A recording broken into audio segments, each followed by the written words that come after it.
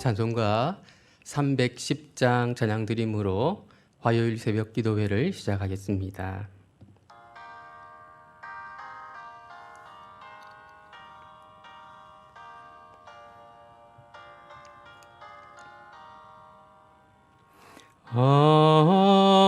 하나님의 은혜로 있을 데 없는 자 왜 구속하여 주는지 난 알 수 없도다.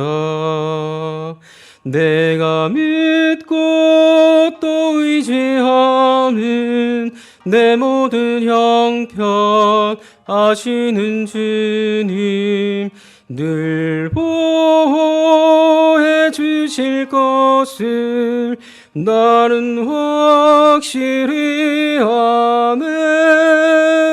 왜 내게 굳센 믿음과 또 복음 주셔서 내 마음이 항상 편한지 난 알 수 없도다.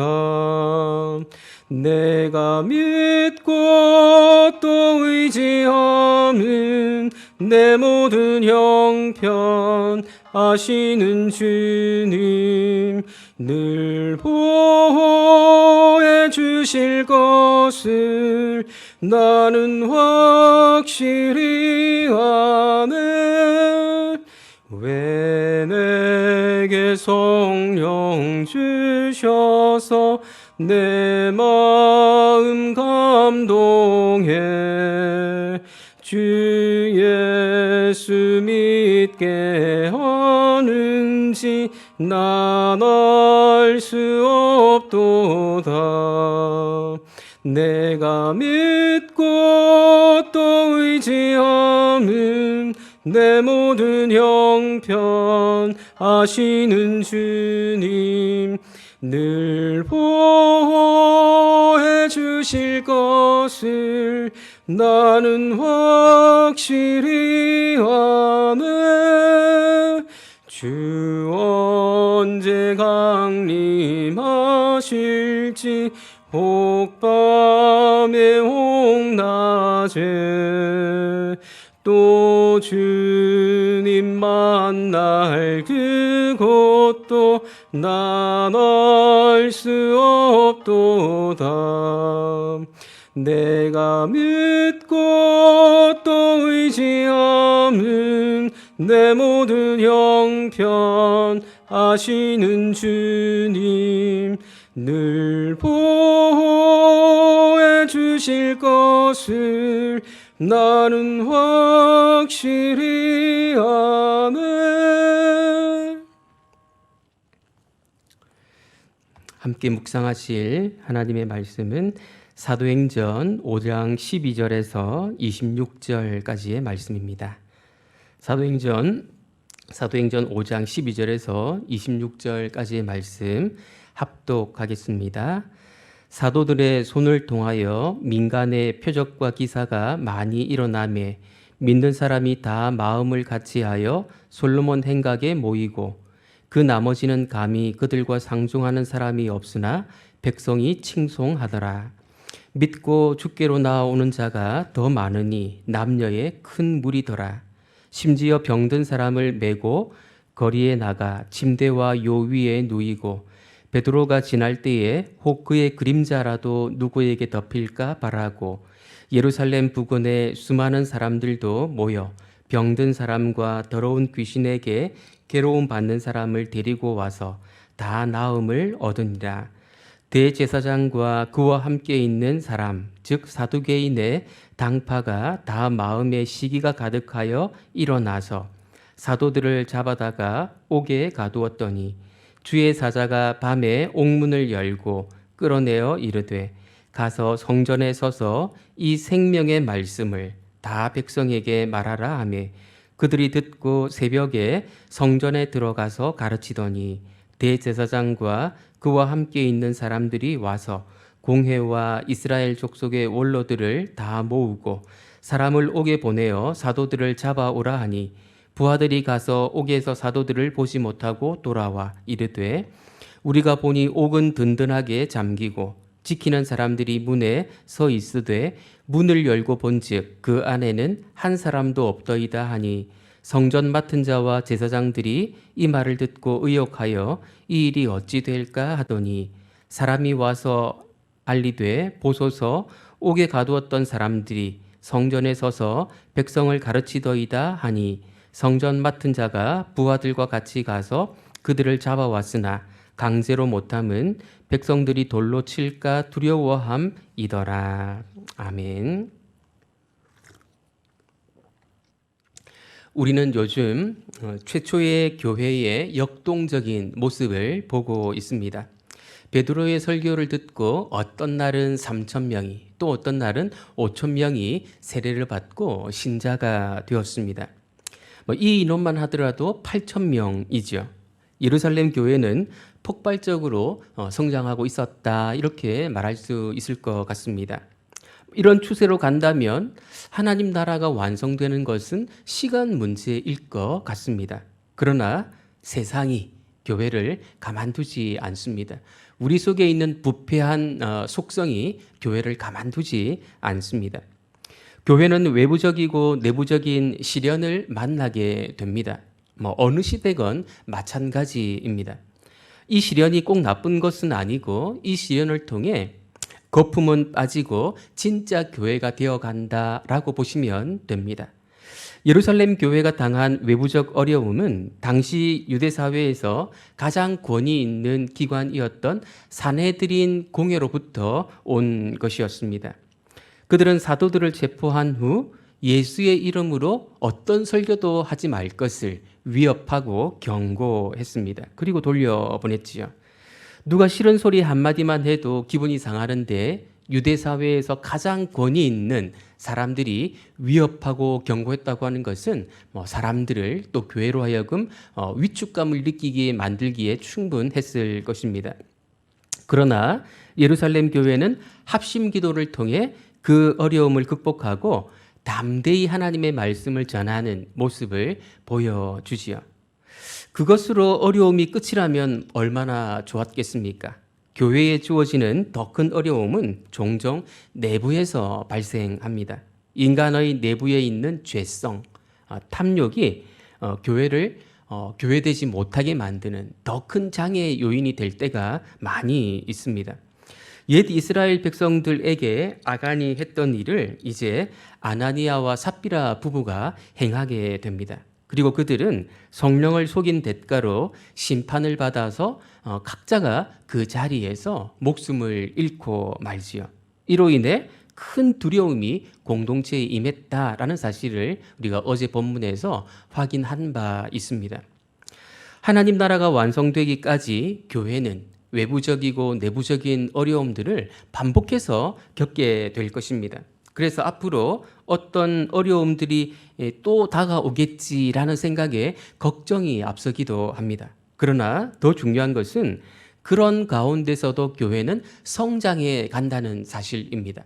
이것이 사도행전 전체가 우리에게 보여주는 아주 중요한 진리 가운데 하나입니다. 왜 그런 일이 가능한가 하면 교회의 진정한 주인은 하나님이시기 때문입니다. 오늘 본문은 사도들의 손을 통하여 민간의 표적과 기사가 많이 일어났다는 사실을 소개함으로 시작하고 있습니다. 사도들의 손을 통하여라는 말은 하나님께서 사도들을 통해 표적과 기사를 많이 일으키셨다라는 의미입니다. 아나니아와 삽비라가 심판을 받아 죽임을 당한 일도 표적과 기사에 해당되는 일이겠지만 표적과 기사의 대표라 할 만한 것은 치유일 것입니다. 치유로 대표되는 표적과 기사에 대한 사람들의 반응은 다양했는데요. 표적과 기사는 우선 신자들에게 긍정적인 영향을 미쳤습니다. 12절 말씀을 같이 한번 보겠습니다. 사도들의 손을 통하여 민간에 표적과 기사가 많이 일어나매 믿는 사람이 다 마음을 같이하여 솔로몬 행각에 모이고. 표적과 기사가 이미 신자가 된 사람들을 한 마음이 되도록 만들어 주었고 두려움을 극복하고 모임에 힘쓸 수 있도록 도와주었습니다. 표적과 기사가 신자들에게 어떤 메시지를 준 것이지요. 하나님은 살아계실 뿐 아니라 능력이 많으시다. 이런 메시지를 그들에게 주었기 때문에 그들은 담대함을 가지고 모임에 힘쓸 수 있었던 것입니다. 하지만 아직 믿지 않는 사람들에게 훨씬 더 많은 메시지를 제공해 줬다고 말할 수 있습니다. 이 표적과 기사가 말이지요. 13절, 14절 말씀을 같이 한번 보겠습니다. 그 나머지는 감히 그들과 상종하는 사람이 없으나 백성이 칭송하더라. 믿고 주께로 나아오는 자가 더 많으니 남녀의 큰 무리더라. 믿지 않는 사람들의 반응은 크게 두 가지로 나누어집니다. 첫 번째 부류의 사람들은 표적과 기사에도 불구하고 사도들과 상종하려 하지 않았습니다. 유대 사회에서 권위를 가진 사내들인 공회원들의 말을 무시하기가 어려웠기 때문으로 판단이 됩니다. 그리고 아나니아와 삽비라가 죽은 이 일이 또 부정적인 영향을 끼쳤을 수도 있습니다. 그러나 그들 역시 예루살렘 교회를 칭송했다고 말하고 있습니다. 더 많은 사람들은 표적과 기사를 통해 믿고 주께로 나아왔습니다. 좀 더 구체적인 내용들이 15절, 16절에 언급되고 있는데요. 심지어 병든 사람을 메고 거리에 나가 침대와 요 위에 누이고 베드로가 지날 때에 혹 그의 그림자라도 누구에게 덮일까 바라고 예루살렘 부근에 수많은 사람들도 모여 병든 사람과 더러운 귀신에게 괴로움 받는 사람을 데리고 와서 다 나음을 얻으니라. 이렇게 해서 아나니아와 삽비라 사건, 교회 내부적으로 어떤 어려움이 발생했음에도 불구하고 교회는 계속해서 성장해 가는 그런 모습을 우리에게 보여주고 있습니다. 조금 전에도 말씀드렸듯이 표적과 기사의 대표는 치유인데요. 치유 사역은 예수님이 이 땅에 계실 때 많이 행하셨던 사역이기도 합니다. 왜 사도들은 치유 사역을 행했던 것일까요? 우리는 치유 사역을 어떻게 이해해야 할까요? 제가 아주 오래전에 신학생이었던 시절에 유명한 기도원에 가본 적이 있었는데 그곳에서는 벌써 수년째 치유의 은사를 받기 위해서 기도에 전념하고 있었던 그런 목회자들이 있더라고요. 그런 분들과 만나서 잠깐 교제한 일도 있었습니다. 치유의 은사는 구하면 다 주시는 것일까요? 우리는 치유 사역으로 대표되는 표적과 기사가 의미하는 바가 무엇인지를 잘 이해하고 있을 필요가 있습니다. 표적과 기사의 핵심은 또는 치유 사역의 핵심은 하나님이 완전히 새로운 일을 하고 계시다라는 메시지입니다. 첫 창조 세계 안에서 새 창조를 이루고 계신다는 것입니다.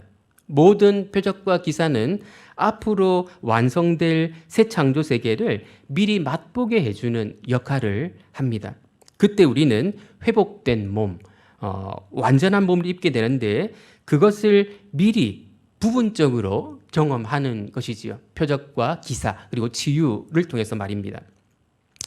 지금 그것을 경험해 보는 것도 나쁘지는 않지만 결국 부활 시에 우리 모두가 경험하게 될 일입니다. 부분적으로가 아니라 온전히 말이지요. 이 치유 사역과 관련해서 우리가 꼭 기억하고 있어야 할 다른 한 가지는 이 치유 사역의 주관자가 하나님이라는 사실입니다. 그래서 우리 마음대로 제어할 수가 없습니다. 따라서 어떤 때는 어떤 사람에게는 치유가 일어나는데 또 다른 때는 또 다른 사람에게는 일어나지 않을 수도 있는 것입니다. 치유에 일관된 규칙 같은 것이 나타나지 않습니다. 치유가 기계적으로 일어나지 않는다는 사실을 우리가 겸허하게 잘 받아들일 필요가 있습니다. 바울은 다른 사람들의 질병은 많이 치유해 줬지만 정작 자신의 질병은 고침받지 못하지 않았습니까? 열심히 기도했는데도 치유가 일어나지 않는다면, 나에게서뿐 아니라 내가 기도해 준 누군가에게서 그런 일이 일어나지 않는다면 하나님이 나를 바울처럼, 그 사람을 바울처럼 쓰시려나 보다 생각하면 될 것 같습니다. 오늘날과 같은 민주주의 시대에는 하나님이 모든 사람에게 똑같이 해주셔야 공평하다라고 생각하는 경향이 있을 수 있는데, 그것은 우리 시대의 문화로 하나님을 재단하려는 시도이기 때문에 옳지 않은 것이라고 말할 수 있습니다. 하나님이 주권자, 주관자이심을 잊지 말아야 할 것입니다. 교회는 내부적인 문제로 인해 어려움을 겪었지만 하나님의 개입하심으로 계속 성장해 갔습니다. 하지만 아까도 말씀드린 것처럼 교회는 외부적인 어려움과 내부적인 어려움을 반복해서 맞기 마련입니다. 내부적인 어려움을 또 극복해냈다 싶으면 외부적인 어려움이 교회를 또 힘들게 하는 것이죠. 다르게 말하면 또 진짜 교회가 되게 만들어가는 것입니다. 대제사장과 그와 함께 있는 사람들은 사내들인 공회원들을 가리킵니다. 여기에 사두개인의 당파가 추가가 된 것은 그들의 영향력이 이 사내들인 안에서 막강했음을 보여줍니다. 그 당시에 대제사장들은 다 사두개인들이었다고 생각하시면 됩니다. 복음서에서 바리새인들이 예수님의 주된 대적자로 등장했다면 사도행전에서는 사두개인들이 사도들의 대적자로 등장하는 모습을 종종 보게 될 것입니다. 그런데 이들이 마음의 시기가 가득해서 사도들을 감옥에 가두었습니다. 시기가 가득해서 감옥에 가두었다는 이 표현만으로 이들의 시도가 옳지 않았다는 것을 금방 알 수 있지요. 그런데 여기서 시기라는 말은 두 가지로 번역이 가능한 말입니다. 인간적인 시기라고 번역할 수도 있고 종교적인 열심으로 번역할 수도 있습니다.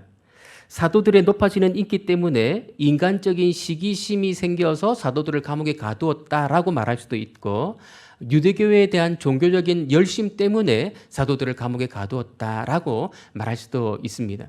그런데 이 인간적인 시기와 종교적인 열심은 종종 교차되는 그런 경향이 있을 수 있습니다. 종교적인 열심을 발휘하지만 그 배후에는 인간적인 시기가 숨어 있을 수 있는 것이죠. 이 두 가지는 서로 동전의 양면과도 같다, 이렇게 말할 수 있을 것 같습니다.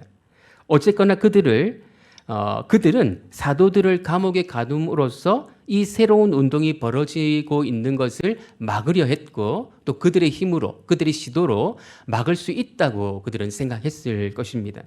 그러나 사람들에게 복음을 전함으로 그들을 구원하는 일은 사도들의 일이기 이전에 하나님의 일이었습니다. 다시금 하나님이 이 일에 개입하시는데요. 19절에서 21절 상반절을 제가 한번 읽어보겠습니다. 주의 사자가 밤에 옥문을 열고 끌어내어 이르되 가서 성전에 서서 이 생명의 말씀을 다 백성에게 말하라 하며 그들이 듣고 새벽에 성전에 들어가서 가르치더니, 주의 사자가 등장해서 사도들을 구출하는 일이 사도행전에 3번 등장합니다. 하지만 이 일 역시 하나님은 반드시 하나님의 사람들을 구출하신다라는 식으로 기계적으로 이해해서는 안 됩니다. 어떤 사람은 하나님의 뜻에 따라 구출되기도 하지만 또 어떤 사람은 그냥 순교를 당하기도 합니다. 베드로는 후에 구출되었지만 야고보는 순교하거든요. 이 단락에서 누가가 말하고자 하는 것은 하나님의 복음은 결코 가둘 수 없다는 것입니다. 복음이 절대로 전해질 수 없다고 여겨지는 순간에도 우리의 상상을 초월하는 방식으로 복음이 전해질 수 있다는 것입니다. 그래서 인간적으로 너무 무리한 억지 시도를 할 필요가 없습니다. 하나님은 우리가 생각하는 방식 이상의 초월적인 방식으로 복음 전하는 일이 가능해지도록 직접 활동하시는 분이기 때문에 그렇습니다. 여기서 우리가 잠시 주목해야 할 어구가 있는데요. 생명의 말씀이라는 어구입니다. 이 생명의 말씀을 전하라고 사도들을 감옥에서 풀어주신 것이지요. 사도들의 구출, 사도들의 구원이 목적이 아니었습니다. 이것은 잠시 후에 사도들이 다시 감옥에 갇히는 일을 통해서 금방 확인할 수 있습니다. 생명의 말씀이 전파되는 일이 너무나도 중요했기 때문에 사도들에 대한 구출이 아주 놀라운 방식으로 이루어진 것이죠. 사도들의 사역의 본질을 한마디로 말하면 생명의 말씀, 생명을 주는 복음을 전하는 일이라고 말할 수 있습니다. 생명을 얻느냐 마느냐 하는 것은 말씀, 곧 복음을 듣고 어떻게 반응하느냐에 달려 있습니다. 다시 말해 치유 사역이 진짜 생명을 주는 것이 아니라 말씀 사역이 진정한 생명을 준다는 것입니다. 치유 사역은 정확하게 말하면 이 땅에서의 생명을 연장하는 것입니다. 새 창조가 일어나고 있다는 표적에 불과할 뿐입니다. 영원한 생명을 주는 것이 아니라는 말입니다. 영원한 생명을 주는 것은 치유 사역으로 인한 것이 아니고 말씀 사역으로 인한 것입니다. 말씀이, 복음이 우리를 생명으로 인도하는 것이지요. 이것이 생명의 말씀이라는 의미입니다. 오늘 본문이 우리에게 말씀하는 것이 무엇입니까? 교회는 여러 가지 어려움들을 경험할 수 있다고 우리에게 알려주고 있습니다. 코로나와 같은 외부적인 어려움을 당할 때도 있고 우리 안에 있는 죄된 속성 때문에 어려움을 경험할 수도 있습니다. 죄된 속성이 부딪혀서 다른 성도와 분열을 일으키는 그런 문제로 어려움을 경험할 수도 있습니다. 그러나 우리가 잊지 말아야 할 것은 그럼에도 불구하고 교회는 성장해 간다는 사실입니다. 교회의 진정한 주인은 하나님이시기 때문이지요. 하나님은 우리의 상상을 초월하는 능력으로 외부적인 어려움들 또 내부적인 어려움들을 이겨나가게 도와주실 것입니다. 그래서 거품이 빠지고 진짜 교회가 되도록 만들어 가실 것입니다.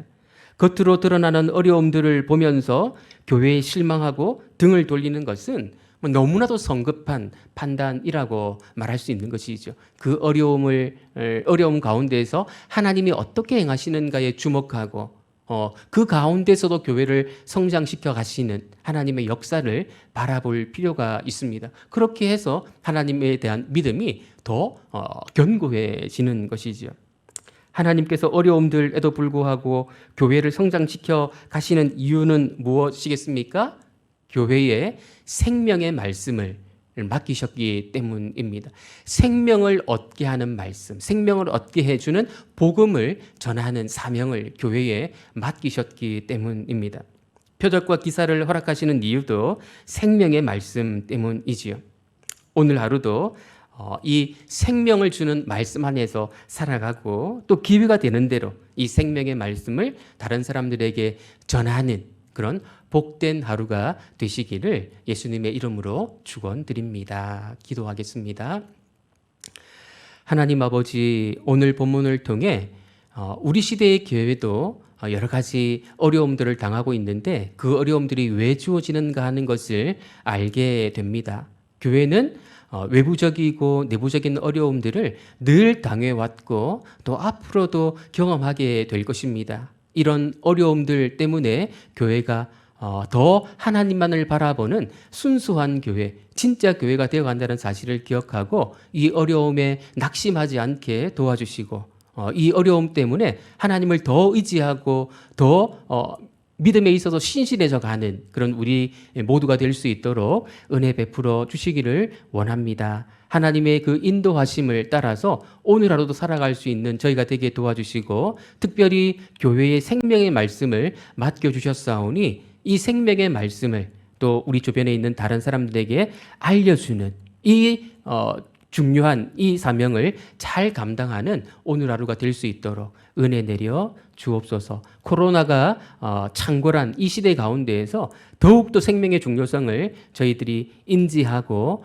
이 일에 박차를 가하는 우리 모두가 될 수 있도록 은혜 베풀어 주시기를 원하옵고 예수님의 이름으로 기도드립니다. 아멘.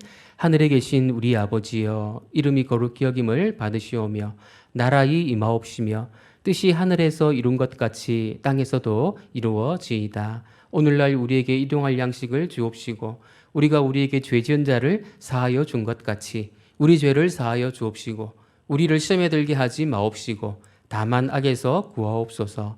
대개 나라와 권세와 영광이 아버지께 영원히 있사옵나이다. 아멘.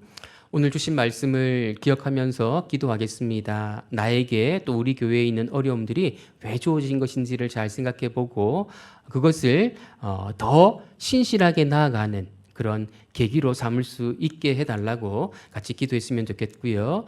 그리고 생명의 말씀을 전하는 이 귀한 사역을 우리 각자에게 맡기셨다는 사실을 잘 기억하고 이 사명을 잘 감당하는 그런 우리가 되기를 위해서 기도했으면 좋겠습니다. 그리고 오늘 또 우리 자녀들, 청소년들 또 이런 바른 믿음 안에서 잘 자라갈 수 있도록 이들을 위해서도 함께 기도해 주시고요. 자유롭게 기도하시다가 일상으로 돌아가도록 하겠습니다. 기도하겠습니다.